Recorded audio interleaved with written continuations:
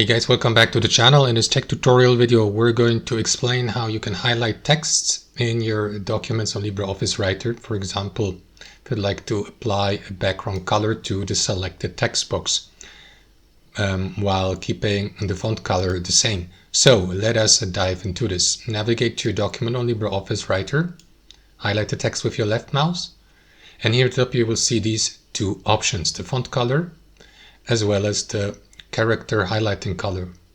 So what you want to do is click into it, and that is going to apply the default or the color you have used recently. So to customize this, click into the drop-down menu below and select the color from that menu here. You may also go for transparent background by selecting no fill. That is going to effectively remove the background color. Or you may navigate to the custom color here and choose one from that menu here.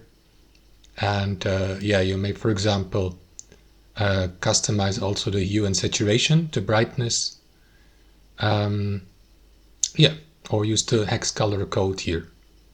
Click into OK. That is going to apply the background color and the highlight for the text. And that's it. Thanks for watching. Hope you enjoyed it, got some value from it, and we'll see you next time on our channel.